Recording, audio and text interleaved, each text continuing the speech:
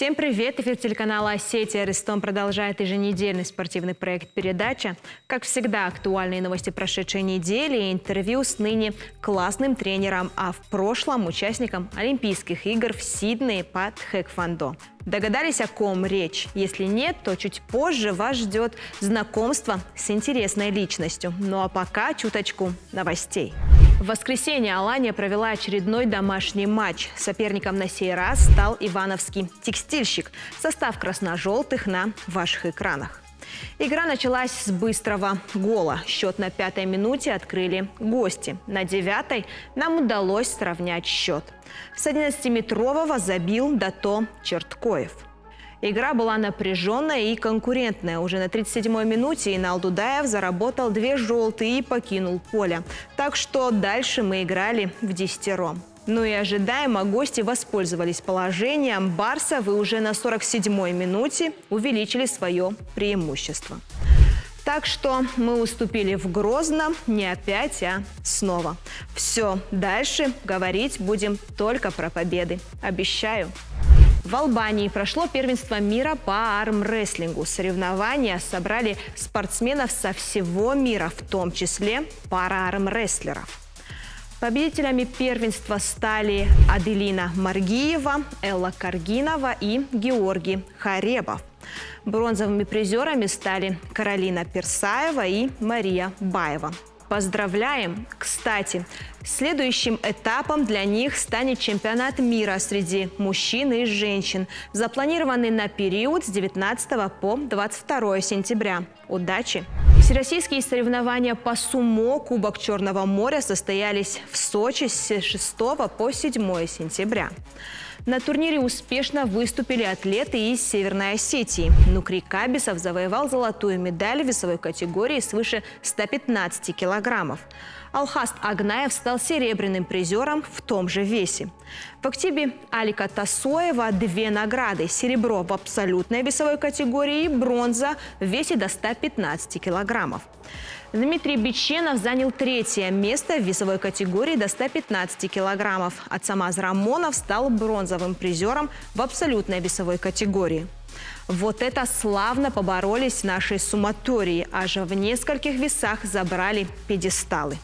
На десерт оставила главный инфоповод – чемпионат мира по вольной борьбе. Подробнее в следующем материале.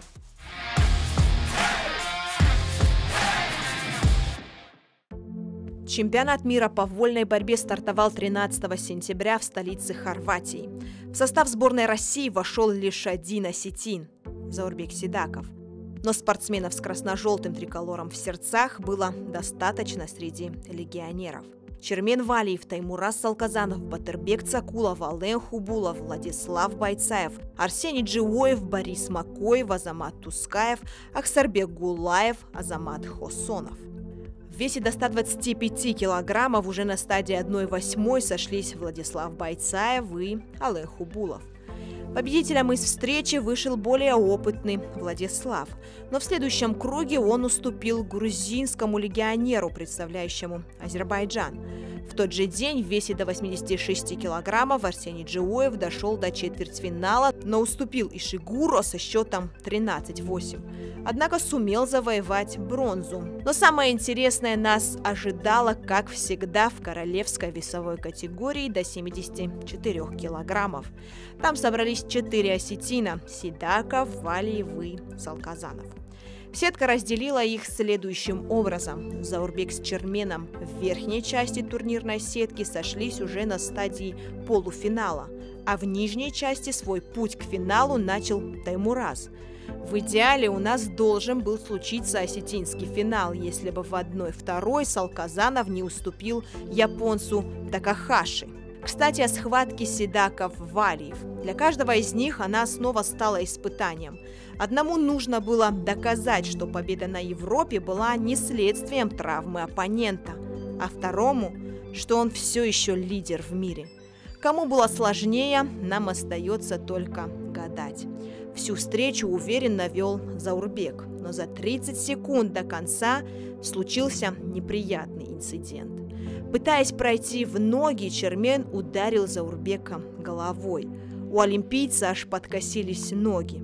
Не знаю, было ли это следствием удара, но впервые в жизни за полминуты опытный Седаков отдал оппоненту аж 6 баллов. Что и решило исход встречи. В финал к японцу вышел Чермен. На следующий день Заурбек забрал свою бронзовую награду, а вот тот самый финал выдался нервным. К концу первого периода счет на табло был 3-2 в пользу Такахаши. Следующие 3 минуты Чермену во что бы то ни стало нужно было забрать победу. Но в попытках не отдать японцу еще баллы Чермен серьезно травмировал ногу. Врачи не дали возможность Вальеву продолжить схватку, да он бы и не смог. Как итог, почти весь пьедестал осетинский, за исключением медали высшей пробы. Всего местные спортсмены завоевали 1 серебро и 3 бронзы. Какую оценку поставить – отлично, удовлетворительно или кол – решать вам. Но на этом чемпионате мира осетины, как всегда, проявили мужество и сплоченность, в очередной раз доказав, на ковре можно быть и соперниками, а за его пределом – лучшими друзьями.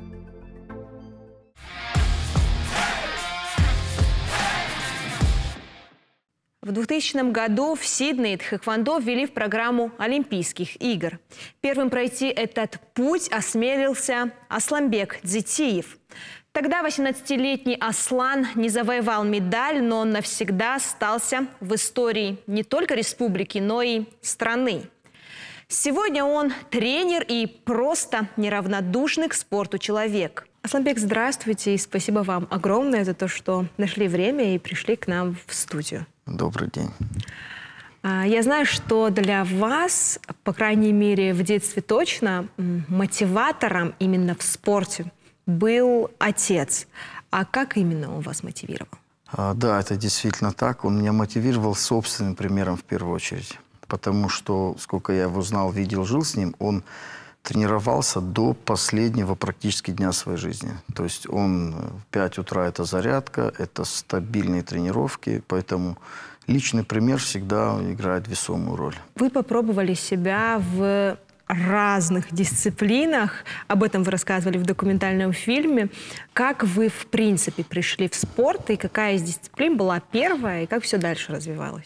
Честно сказать, хронологию сейчас прям идеально вспомнить несложно, но я перепробовал много видов спорта. Это, то есть меня швыряло, начиная от тенниса, имеется в виду маленького тенниса, велоспорта, кончая там уже кикбоксингом, тэквондо, то есть очень много разных видов. Ну, это нормально, когда человек себя ищет, тем более в детском возрасте он должен попробовать, потому что что-то он свое пока не нащупает, я считаю, это нормальный путь. Любовь к тхэквондо появилась потому, что всегда любил бить ногами. Это ваша же цитата. Да, да. Откуда такая любовь к битью ногами? И почему не именно знаю, ими? у меня какая-то с детства вот эти удары, у меня какая-то вот магическая сила в них была для меня. То есть мне всегда нравилось даже фильмы какие-то смотреть. Потому что, да, руками мне тоже нравится бить, но это немножко сложнее, немножко как бы круче смотрелось. Видимо, это сыграло свою роль. А почему все-таки именно тэквондо? Потому что есть много видов спорта, ну, К1, где в том числе ноги. Ну, я скажу, как есть. Я занимался до тэквондо несколько лет, кикбоксингом занимался, потом секция Инал Беппиев, мой тренер по кикбоксингу, они переехали, и в нашем районе было тэквондо. И как тогда было, ну, вот мой старший брат занимался, и он сказал: пойди, ты не пожалеешь. Ну, я послушался и пошел, и действительно не пожалел. То есть эти все секции, как у многих сейчас бывает, многие выбирают секцию куда удобнее, ближе по району. Вот у меня именно так и сложилось. Вашим первым тренером был Роберт Шоров. Да. А на тот момент, когда вы к нему пришли, он тоже рассказывал, что его группа была уже переполнена, но вы так настаивали на том, чтобы именно к нему попасть. Почему именно к нему? Честно сказать, опять же, это был мой район, зал был через дорогу от моего дома, это одно. Другое, то, что мне за него рассказали, ну, как бы, естественно, город маленький, я-то так слышал, понимал, знал, куда иду. Ну, у меня другого выбора не было. Потому что, когда я пришел, зал переполнен, он мне задает вопрос, серьезно ли я хочу заниматься. Естественно, я сказал, конечно, серьезно. Хотя на тот момент у меня единственное желание было просто для себя походить и все. Потом, конечно, это переросло уже в нечто большее. Сразу ли приноровились к новой для себя дисциплине? Да, достаточно быстро, потому что это, анализируя прошлые годы, да, то есть я позанимался, наверное, месяцев 5, может быть, 6 максимум, когда уже отобрался и поехал на первенство России уже в своем возрасте. То есть так, конечно, да, это быстро. Если не ошибаюсь, вы на тэквондо пришли в возрасте 13 где-то лет. 14 да. даже. Сейчас многие считают, что для профессионального занятия видом спорта это поздновато. А ваше мнение, как уже ныне наставника? Я думаю, что это не так, потому что есть очень много примеров, которые опровергают напрочь эти слова. Я думаю так, что все зависит от желания, стремления и уровня вовлеченности в тот или иной вид деятельности, которым человек занимается. Если человек, ну, молодой человек, скажем так, подросток, сильно этого хочет, он может за 3 года и 4 года пройти путь, который некоторые не пройдут и за 10. Я говорю, вопрос, желание, стремление, больше ни о чем тут речи нет. Изначально вы начали заниматься не олимпийским видом спорта, а уже в 2000 году в Сиднее тэквондо официально ввели в реестр. Наверное, вы об этом узнали, скажем так, не за год, а заранее. А какие эмоции были на тот момент? Ну, не скажу, что мы сильно рано об этом узнали. Ходили, конечно, слухи. Уже непосредственно, наверное, года за 1,5 мы уже вот точно знали, что включили в программу Олимпийских игр и так далее.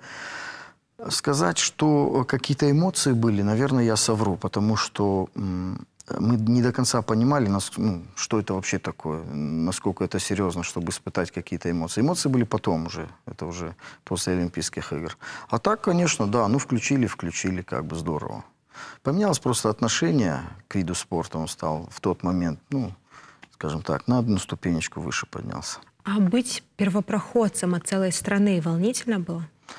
Знаете как, я сравню, наверное, может, не совсем... как сказать, удачный пример, наверное, женская часть меня поймет, это как первые роды. Вот когда человек не знает, что ему предстоит, он, наверное, не сильно переживает. Ну, я имею в виду женщин. Когда вторые, третьи, уже человек понимает, что такое. Вот это, можно сказать, как первые роды. Мы не знали, что это такое, поэтому особо сильных переживаний не было. Ну, как бы Олимпиада. Конечно, в процессе уже, да, когда уже оказались на месте, увидели масштаб, там, прочее, конечно. Наверное, немножко неприятненькая тема, но чего не хватило на той Олимпиаде? Возможно, опыта? Честно сказать, опыт – это та вещь, которая, как это ни банально, но она приходит только с опытом. И здесь можно говорить по-разному. То есть физического состояния не хватило, психологического. На мой взгляд, больше не хватило опыта.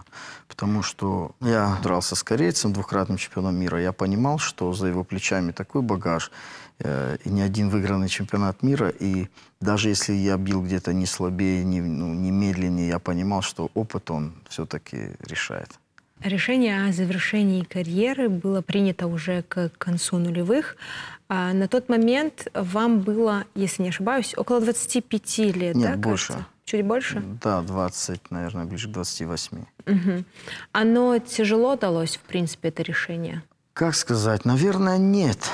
Не скажу, что прям тяжело. Я понимал, я чувствовал, учитывая изношенность своего организма, я понимал, что не попадаю уже в весовую категорию, в которой выступал.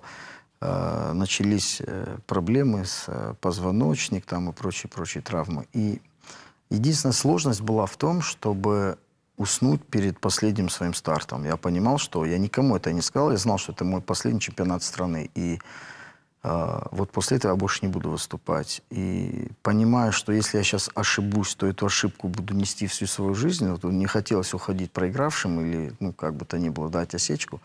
Вот это, наверное, самое сложное было. Все остальное, это естественно. Рано или поздно все заканчивается. И спорт в том числе. Поэтому я подошел к тому барьеру, после которого, ну, я уже понимал, что это естественно, дорога так идет. У меня аж ком в горле встал от сказанных вами слов. После завершения спортивной карьеры стать тренером, наставником, это решение пришло сразу или понадобилось время? Наверное, нет. Я сразу же включился в тренерский формат. Ну, наверное, сказать, что это была тренерская работа, это не совсем правильно. Тренировал, в принципе, я тогда единственное, кого тренировал, это пара спортсменов, по сути, и по сей день они со мной. Это, наверное, была работа, не знаю, там, организатора, начальника команды, менеджера и так далее. Это была организационная работа. То есть это выезды команды, это билеты, это гостиницы, это вот весь, скажем так, комфорт сборной команды.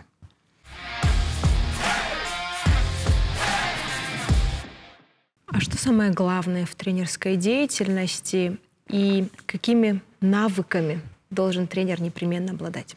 Я думаю, первый, самый главный навык – это любовь. Любовь к своему делу, потому что наступают тяжелые моменты, разные моменты. И если человек не любит то, что он делает, он обязательно сломается, найдет повод уйти. Но если он любит свое дело, то это чувствуют все. И его спортсмены, и родители, и все окружающие. Потому что сыграть это практически невозможно. И когда дети это ощущают от тебя, да, это является самой главной движущей силой, на мой взгляд. Потом уже идут навыки, опыт и так далее, хотя они тоже очень нужны. Мы заговорили уже про пару тэквондистов, которые с вами до сих пор. Спартак Газаев – это, пожалуй, один из самых известных, если не самый известный ваш воспитанник. И он не раз говорил, что именно вы разглядели в нем потенциал.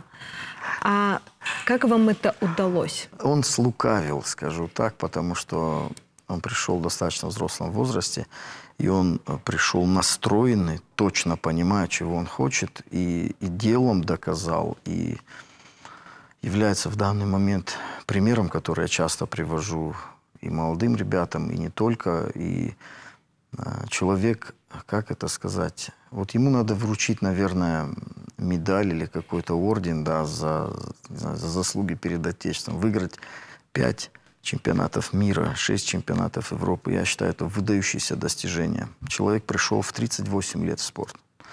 И он по сей день, не буду выдавать его возраст, но полвека он уже перешагнул, причем когда и когда, он до сих пор является действующим спортсменом. То есть это пример силы, стойкости, мужества, дисциплины. То есть бесконечно могу продолжать. Говоря вот именно об этом умении разглядеть, скажем так, насколько это важно для тренера и обладаете ли вы им? Хотя вы сказали, что Спартак слукавил. Ну, наверное, это будет не совсем правильно, если я буду говорить, обладаю ли я этим качеством или нет. Я думаю, это годы покажут, и люди скажут, обладаю я этим или нет. Но одно из основных, что я могу сказать, качеств, это разглядеть в спортсмене, в ребенке горящие глаза. То есть вот это самое важное, потому что он может обладать любыми навыками, там, качествами, сильный, ловкий, умелый. Но если у него не горят глаза, это ненадолго. А он может быть где-то слабее других, он может где-то отставать в этом, в том, но у него есть огонь в глазах. И вот этот огонь его протащит дальше, гораздо дальше, чем те, у которых есть физические способности, но нет чего-то внутри. Спартак Газаев тот же не раз говорил, что вы, помимо того, что наставник, еще и друг, а есть ли другие ваши спортсмены, с которыми у вас тоже и дружеские отношения в том числе? Да, это практически все взрослые, потому что если брать эту плеяду, скажем так, где был Спартак Газаев, Виталий Назаренко, это люди, которые старше меня. И да, я как бы их тренер, и в то же время, на тренировках, на соревнованиях, понятно, но за этим, да, конечно, у нас складывались совсем другие отношения, такие доверительные, взрослые отношения. И я очень рад, что я знаю этих людей. Вы ушли от тэквондо немножко. Расскажите, пожалуйста, сейчас вы тренируете бойцов, смешанные боевые единоборства. Да. Расскажите, пожалуйста, про то, как вы к этому пришли. Я как только ушел из тэквондо, будучи даже спортсменом, мы тогда тренировались в ОЗТ, мне всегда были интересны все единоборства, где можно бить и так далее и тому подобное. И ко мне стали приходить ребята, которые занимались смешанными единоборствами, чтобы я им где-то там с ногами помог. И вот потихонечку я начал втягиваться в эту историю. По чуть-чуть, по чуть-чуть. Практически, если взять взрослых, да, начиная там от того же Махара Каргинова, хотя он не самый взрослый, со всеми из этих ребят я так или иначе где-то работал. И немножко позже уже пришло осознание того, что ну, я понимаю, что мне это нравится. Я должен заниматься тем, что мне нравится. И в конечном итоге это вылилось в наш клуб «Фалдой», да, где мы тренируем, выступаем. То есть мы полностью вовлечены в этот вид деятельности уже не первый год. А цель именно в смешанных боевых единоборствах у вас больше тренировать, наверное, детей и так далее, или готовить все-таки профессиональных спортсменов для профессиональных боев? Я считаю так. У меня был момент, когда у нас в клубе было, наверное, порядка 7 профессиональных бойцов. И для меня это стало проблемой в каком смысле, что тренер, он не может разорваться и на детей, и на профбойцов. Здесь надо делать выбор.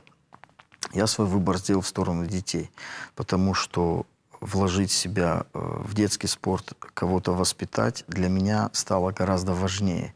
Потому что с профбойцами приходилось постоянно уезжать. У одного бой, туда полетели, туда, а дети кому?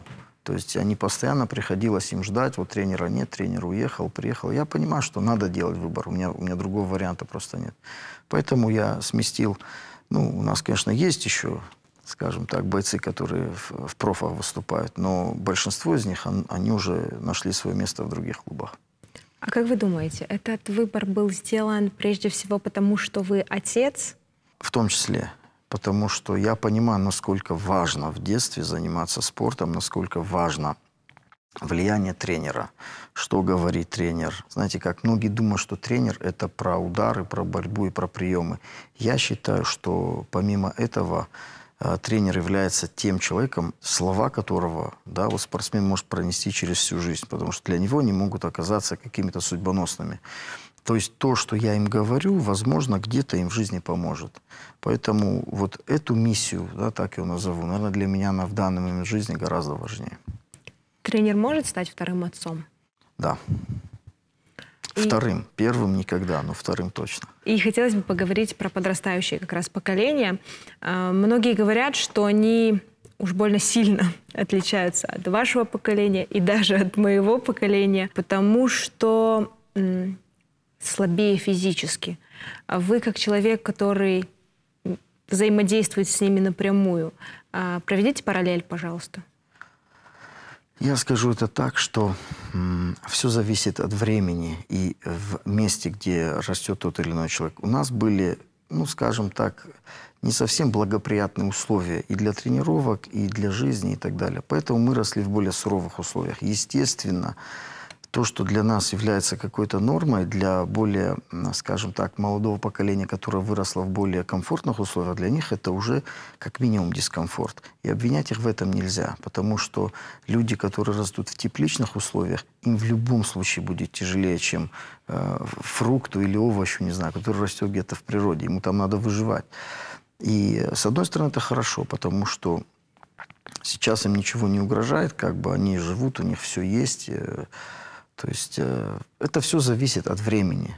И дело тут не в физической силе, наверное, скорее всего, в ментальной, я бы так сказал.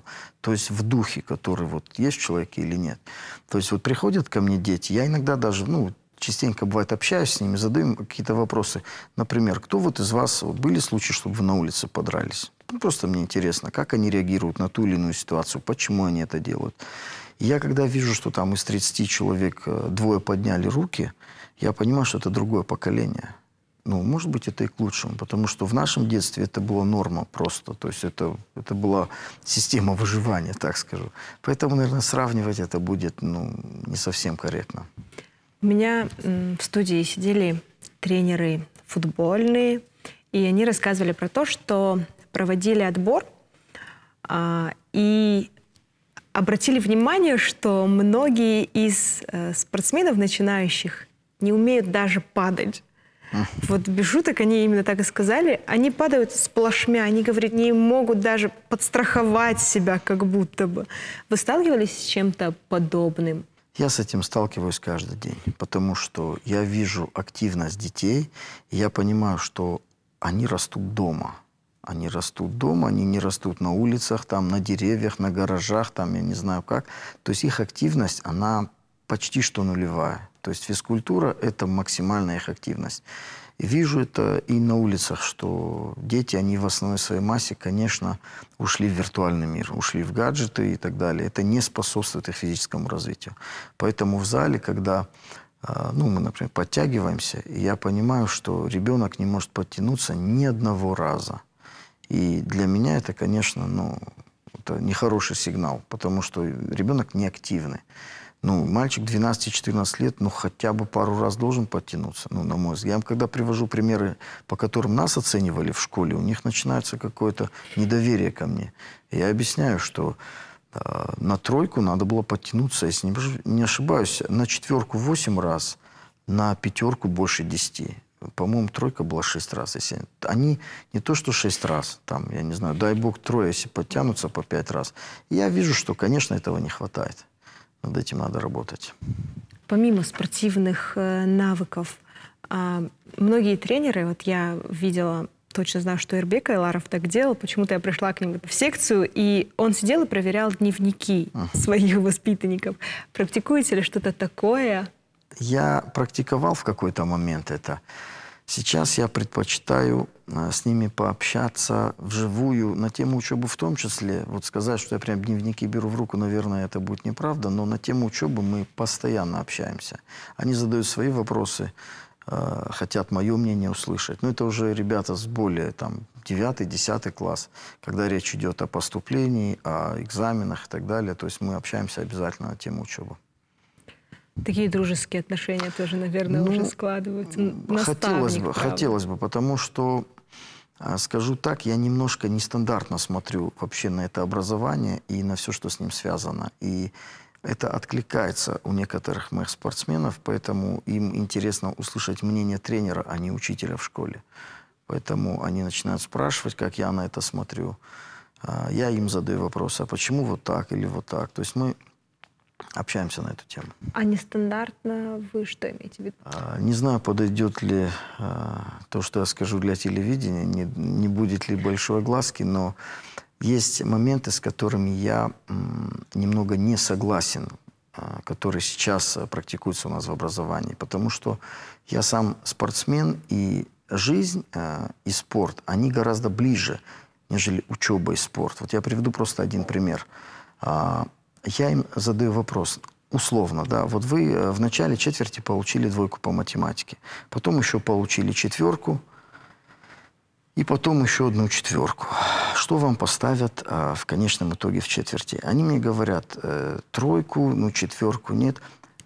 Добавлю, у вас была четвертная, и вы получили 5. То есть вы выучили все на отлично, сдали контрольную работу на 5. Что вам в итоге поставят? Они мне говорят, наверное, 3, кто-то говорит 4, там же 4 были, там, они высчитывают средний балл. Я им объясняю, что, а почему не 5? И они все вместе меня убеждают, как нам поставить 5, у нас же там 2 в начале. Я говорю, хорошо, давайте приведем пример поединка. Да? Вот 3 раунда мы деремся. Первый раунд нас бьют, 2-й раунд нас тоже бьют. 3-й раунд в самом конце мы собрались, силами разозлились, взяли, выиграли бой нокаутом. Точнее, не выиграли бой, а сделали нокаут. И судья берет и отдает победу вашему сопернику. Как вы отреагируете? Было очень много возмущений. Как? Я же выиграл. И я тут же им говорю, что вначале же он выигрывал. И я понимаю, что вот в этот момент у них происходит что-то в голове. Я им объясняю, что в начале то, что было, это, конечно, важно, но важно то, что в самом конце. Вот вы бежите марафон, и какая разница, отстаете вы в начале или нет? Главное, кто в конце первый прибежал. То есть у меня несогласие вызывает только одно. То, что нынешнее образование школьное, оно учит бояться ошибок. А ошибки бояться не нужно. Я это вижу на своих детях тоже. Потому что ошибка – это неотъемлемый атрибут успеха, победы. Потому что если человек не будет ошибаться, он не будет расти. Это исключено. Другого пути просто нет. Поэтому не надо упираться исключительно в оценки. Вы должны думать о знаниях, которые есть у вас в голове. Главное не путь, главное результат. 100%. Небольшой такой блиц, буквально 2 вопроса. 3 главных качества спортсмена? Это дисциплина, это трудолюбие и это, естественно, любовь. Безграничная любовь к самому делу. А если, напротив, 3 качества, которые непременно навредят? Открытый рот, я бы сказал, в первую очередь. Когда человек много говорит, я считаю, это самое ужасное качество, которое может перечеркнуть все. Естественно, это банальные такие вещи, как отсутствие дисциплины и отсутствие трудолюбия. Ну, это уже антиспорт, скажем так. Хотелось бы услышать пожелания подрастающему поколению или будущим профессиональным спортсменам. Я желаю им не терять время, потому что их физическая форма и их время – это не навсегда. Поэтому не теряйте время, дерзайте, трудитесь, потому что спорт – это очень короткая дистанция. И надо выложиться по полной, чтобы потом не кусать локти. Поэтому полный фокус на том, что вы делаете. Асланбек, спасибо вам огромное за то, что пришли. Спасибо вам. На этом новости спорта подошли к концу. Спасибо, что были с нами. До новых встреч.